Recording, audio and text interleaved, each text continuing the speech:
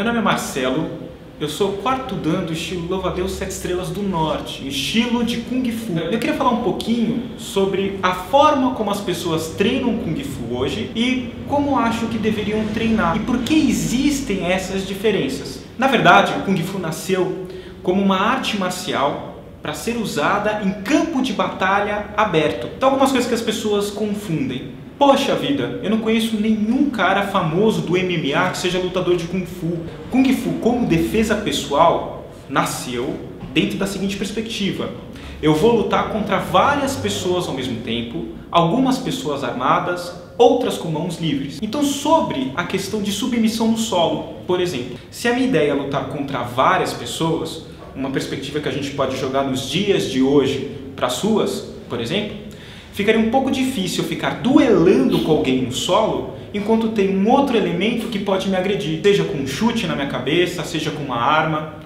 No campo de batalha aberto, nas antigas batalhas travadas na China, isso podia ser feito com uma lança. Hoje, pode ser com uma arma de fogo. Então a ideia do que nós temos numa competição de MMA é diferente do que nós encontrávamos nesses campos de batalha de Kung Fu e o que podemos encontrar hoje nas ruas. Mas, é claro, a ideia de competição sempre foi muito importante em artes marciais. É aquilo que dá um certo brilho para essas artes e faz a sua propaganda. Com o Kung Fu não é diferente. Então as pessoas treinam formas, por exemplo, para fazer algumas exibições e receber notas por essas exibições. E é claro, com o tempo, aquelas formas que serviam para que a gente aprendesse a linguagem do estilo e pudesse aplicar isso de fato, passou a se transformar apenas numa coreografia que deveria ser avaliada por alguns princípios que nem sempre conseguiam ver exatamente a essência do estilo. Então acho que de alguma maneira, com o tempo, o Kung Fu se esvaziou como defesa pessoal. De um lado, nós tínhamos os treinos de combate, o Sanshou, o Koshu,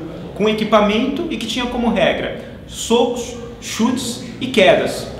E essas quedas tinham que ser quedas limpas, sem ir para o chão com o adversário. Na questão das formas, era a apresentação. Então a base tinha que ser baixa. Mas lembre-se, nem todos os estilos exigem bases baixas. Você tinha que fazer aquilo incrivelmente rápido. Nem todos os estilos exigem velocidade. O estilo Louva-a-Deus, que eu ensino, por exemplo, o princípio que fundamenta esse estilo é a aproximação. Significa que eu sempre luto perto do adversário. Dali surge um monte de consequências. Para eu ficar perto do adversário, eu não vou fazer bases muito baixas, vou fazer bases mais altas. Se eu estou lutando perto do adversário, eu posso dar chutes altos, mas é natural que privilegie os chutes baixos. Além do mais, se eu estou muito perto de um adversário que sabe lutar, para que eu seja eficiente, eu tenho que ser incrivelmente veloz. Tenho que defender os golpes dele muito rápido e contra-atacar mais rápido ainda. Mas tudo isso surge sempre desse princípio de aproximação. É isso que fundamenta o estilo Louva-a-Deus. E os estilos de Kung Fu variam muito. Shaolin do Norte, a ideia é manter a distância, não se aproximar do adversário. É um estilo de luta completamente diferente, com chutes altos e bases mais baixas. Um treino de Kung Fu adequado hoje em dia tem que levar em consideração a sua essência. A ideia de que está em jogo, sim, ataques na garganta, nos olhos, nos testículos, nas costas. Lembrem-se, num campeonato, a gente separa por pesos os competidores. Na rua não. Eu não sou um cara muito alto. Ao contrário, eu tenho cerca de 1,68 m, peso 68 kg. Se eu encontro um cara preparado de 2 metros de altura e com 120 kg, eu vou ter sérias dificuldades de trocar socos e chutes com ele. O que me resta? Atacar os pontos que são frágeis para ele, assim como são para mim. Testículos, olhos, garganta.